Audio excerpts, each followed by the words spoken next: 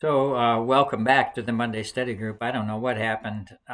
My computer just shut off. Perhaps it didn't like me talking about the woman's breasts. That's where we ended in chapter 8, verse 10. So, my computer might be more sensitive than I realized. Anyway, we'll finish up chapter 8 and then have an announcement about next time. So she claims that she isn't immature, physically immature, as her brothers think she is. Um, and she realizes that in the eyes of her lover, she is as one who brings shalom, that is, well being, sometimes translated as peace. Uh, then there's a comparison. Solomon has a vineyard with lots of vineyard keepers, and each one was to bring for its fruit 1,000 pieces of silver. Solomon is very wealthy. He has lots of concubines, wives, and they are his vineyard. But she says, if it's she, let's try that. She says, "My vineyard, my very own, is for myself. You, O Solomon, you can have all of your vineyard and its keepers and the fruit of 200. But my vineyard is for me to dispose of," if that's the woman speaking. And it would be consistent with her sense of independence throughout the Song of Solomon. If it's the man speaking, he's saying to Solomon, "You've got your harem. I want only this lover of mine. She is my vineyard, my very own, for myself. You can have all the rest of your vineyard. You may have 1,000 and the keepers of the fruit of 200, but I have this one woman for my own." We don't know for sure which way to read it. You could certainly read it either way. Then finally, we have verse 13 and 14. "O you who dwell in the gardens, my companions are listening for your voice. Let me hear it." That's probably the woman, since the man has not had companions throughout this book. Only the woman has had the daughters of Jerusalem. So this could be her speaking to say, "O you who dwell in the gardens, my companions are listening for your voice.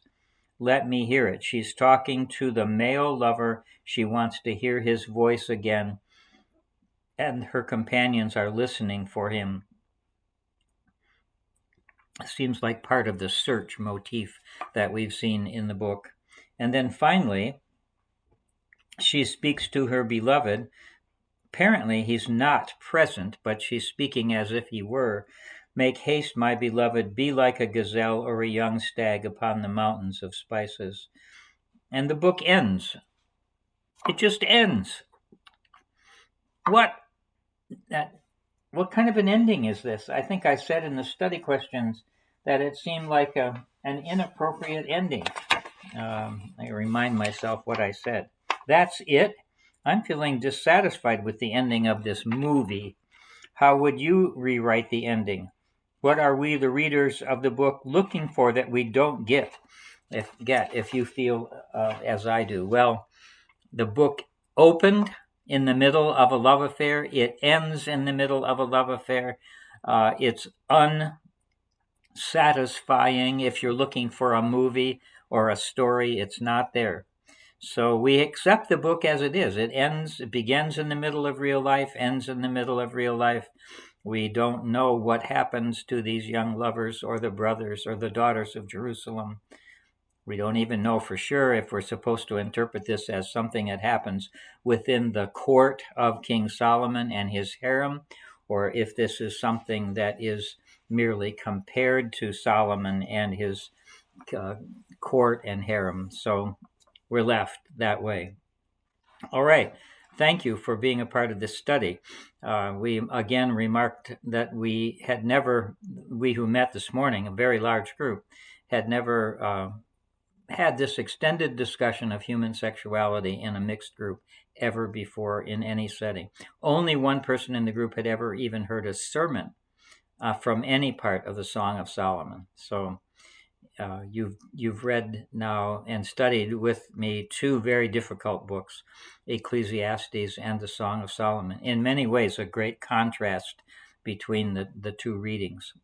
Well, we next take up the Didache, Didache. I'll be sending each of you, actually, I already did send you a link to the Didache, 16 very short chapters, almost just 16 paragraphs. We'll do the first 8, I think, next week, and do paragraphs 9 to 16 the following week. And then we'll move on to the letters of Ignatius. So study questions will come for the Didache. Take a look at your email and you'll see that you have a very short reading to do for next week. The first 8 chapters of the Didache, and a late first century early Christian writing. We're not studying these as if they were Holy Scripture. They're just giving us information about what life and expectations were in early Christianity.